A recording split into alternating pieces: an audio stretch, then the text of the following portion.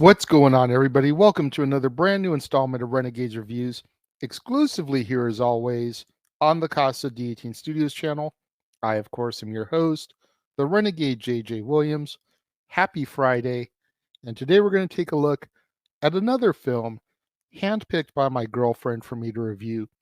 This time, it's The Usual Suspects, starring Kevin Spacey, Gabriel Byrne, Chaz Palminteri, Stephen Baldwin, Benicio del Toro, Kevin Pollak, Giancarlo Esposito, and Dan Hedaya. What's going on, everybody? Thank you for joining me here once again for another brand new installment of Renegades Reviews. As I said in the introduction, it's Friday. Happy Friday. And we're going to take a look at another film hand-selected by my girlfriend today. Today, it's The Usual Suspects.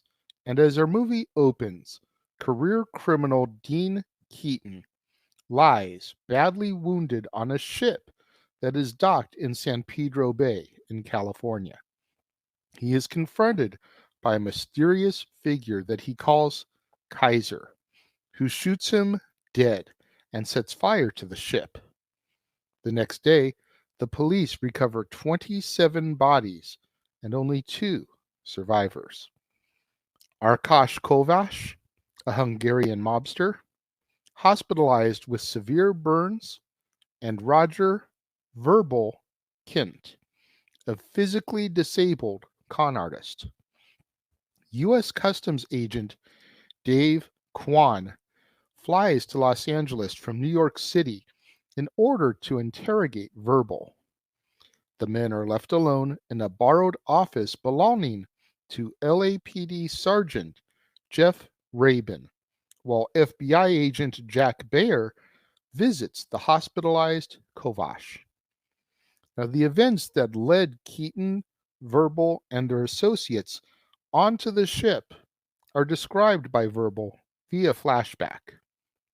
6 weeks earlier in New York City, Keaton and Verbal were arrested along with fellow criminals Michael McManus, Fred Finster, and Todd Hockney, and are placed in a police lineup as suspects in a truck hijacking that none of them admits to participating in. Believing that the police were unfairly harassing them, McManus proposes that they pull a heist in order to get revenge on the NYPD. Attempting to go straight, Keaton initially refuses, but eventually agrees to help rob a jewel smuggler that is being escorted by corrupt cops, netting them millions in emeralds and getting over 50 cops arrested after leaking their activities to the press. They then go to California in order to try to fence the jewels through a man called Redfoot, who connects them with another heist, but it goes badly, and the contents are instead revealed to be China White, or synthetic heroin. The men learn that the job was arranged by a lawyer named Kobayashi, who says that he arranged for their arrests in New York and that his employer, the mysterious Turkish crime lord Kaiser Soze, from who each of the men have unwittingly stolen, has ordered them to raid a ship holding Argentinian drug dealers and destroy $91 million worth of cocaine that is being sold on board. And the cash that is brought in for the exchange will be their reward. Now, during Kwan's interrogation, he learns that there was no cocaine on the ship and that Soze was seen on board. At the hospital, Bayer learns that Kovacs has seen Soze, and so he has a sketch artist begin making an image. Verbal then tells Kwan a legend about Kaiser Soze, how he was a small-time drug runner who murdered his own family when they were being held hostage by Hungarian mobsters, and then massacred the mobsters and their families before disappearing. And from then on, only conducted business through underlings indirectly who are mostly unfamiliar with their true employer. Soze thus became a fearsome urban legend, a spooky story that criminals would tell their kids stories about at night. Concluding his story, Verbal reveals that Finster was killed after trying to flee, and the men then threatened Kobayashi, only to accept the assignment when he threatens their loved ones. The men attacked the ship during the night, killing several Argentinian and Hungarian gangsters before discovering that there was no cocaine. An unseen assailant kills Hockney, McManus, Keaton, and a prisoner in one of the ship's cabins. Then the mysterious figure set fire to the ship as Verbal looked on from a hiding place on the dock. Kawan deduces that Keaton must be Soze, as the prisoner that was killed on the ship was Arturo Marquez, a smuggler who escaped prosecution by claiming that he could identify Soze. Marquez was represented by lawyer Edie Finneran, Keaton's girlfriend, who was recently murdered. Kawan claims that the Argentinians took Marquez to sell him to Soze's Hungarian rivals. Keaton then used the assault so that he could kill Marquez personally and fake his own death. Verbal finally confesses that Keaton had been behind everything, but refuses to testify in a court of law. Verbal's bail is posted and he is released. Moments later, Kawan notices that Verbal fabricated his entire story by improvising on the spot, piecing together details from random items in Rabin's cluttered office. Verbal walks outside, gradually losing his lip and flexing his supposedly disabled hand. As Kawan pursues Verbal, a fax arrives at the police station with the artist's facial composite of Kaiser Sose.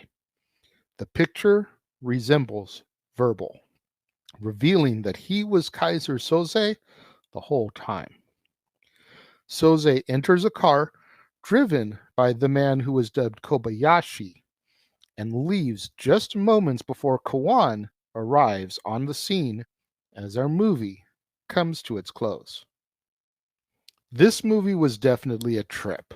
I believe I had seen it once before, and if I hadn't, then holy hell, why hadn't I? I'm a fan of a lot of the actors in this film. I enjoy Kevin Spacey's movies for the most part. Kevin Pollak, I've actually had the pleasure of meeting in Hollywood. Statboy and I were at the Disney Soda Fountain and Studio store on Hollywood Boulevard, and Kevin Pollak walked in there, so we got a picture with him. I'm a fan of Stephen Baldwin, especially his film Fled, which I feel is very underrated. It's him and Lawrence Fishburne. Go check that one out. I'm sure I'll get to it at some point. Benicio del Toro, I could kind of take or leave. Giancarlo Esposito, I primarily discovered through Once Upon a Time as he played Sidney, the Magic Mirror. Definitely enjoyed him in that.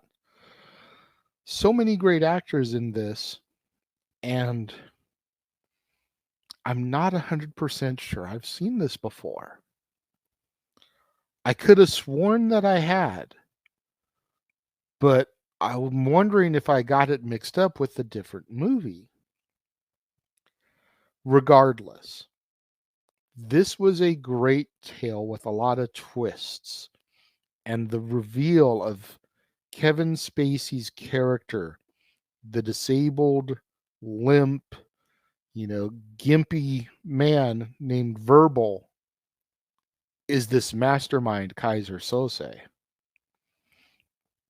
Just incredible build, incredible storytelling, incredible twist.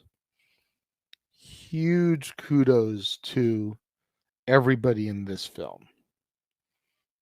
I thoroughly enjoyed it, and if I don't already own this from having purchased it at a yard sale, thrift store or something, you can better believe I'm going to be on the lookout for this to add to my physical media collection. I definitely see myself rewatching this and having this become right up there with the likes of Tombstone and Casino as movies that I just love watching on repeat viewings. What do you guys think of The Usual Suspects? I'm genuinely curious here. For me, I'm going to rate it, yeah, I'm going to rate it 4.5 out of 5 stars. This was damn good, and I definitely feel that with more viewings, this will become a 5-star for me. But I'm still curious. What are your thoughts? Let me know. If you're watching the premiere, leave your thoughts and comments over here. If you're watching on demand later in the day, leave your thoughts and comments down here. And let's have that conversation, that discussion, that debate, that interaction that I'm always asking you guys for in the comments below. And make sure you guys stay tuned in later on today on the Casa D18 Studios channel, as well as over on A Simple Man brand, as we discuss Noah Foster's flagship show, Simply Predicting. And we will be discussing the SummerSlam PLE, which will be taking place tomorrow, August 5th, in Detroit, Michigan, which you can find on the WWE Peacock Network. Myself, Noah, and everybody else that Noah has coming into the studio will give our thoughts and predictions on the card for tomorrow's PLE. And then, of course, tomorrow we will be covering Across the Multiverse of Media, SummerSlam, where myself and the He-Man James Hebert will be on the call for this WWE PLE. Noah Foster will be missing in action as he will be there live in Detroit to watch the pay-per-view, the PLE, live and in person from Ford Field. So the He-Man James Hebert and I will bring you all of the live reactions, play-by-play commentary, and discussion across the multiverse of media. And then, of course, immediately following that, on the Casa D18 Studios channel, the Jeff Meacham Network, and across the multiverse of media, it'll be time for the Saturday night shenanigans that are Open Mic Night, where myself, the West Coast Professor Jeff Meacham, the He-Man James Hebert, and everybody else from the extended multiverse of media who wishes to step into the club and up to the microphone will be able to engage us in the week of professional wrestling. You don't want to miss out on any of that content right here on the Casa D18 Studios channel, on A Simple Man brand, on the Jeff Meacham Network, across the multiverse of media. We've got Simply Predicting, discussing SummerSlam. We've got the SummerSlam PLE Watch-Along event, Open Mic Night, and so much more coming your way right here on the Casa D18 Studios channel and the entirety of the multiverse of media.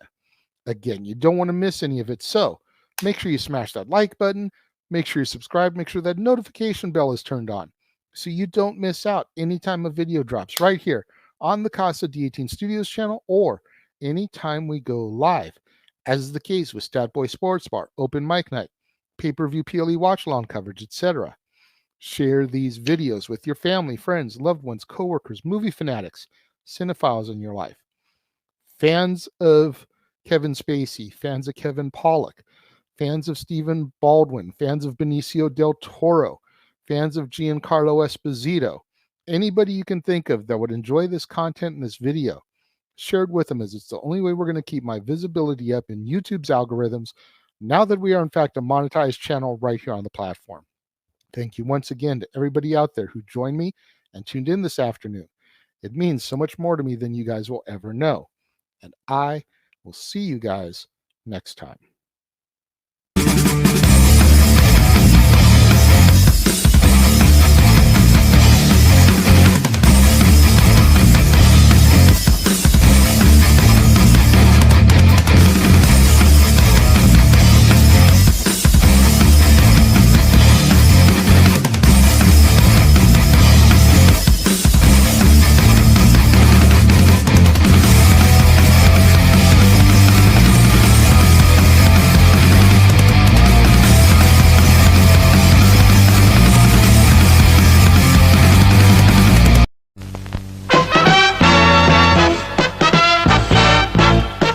now, preview time. So let's take a look at what's coming your way.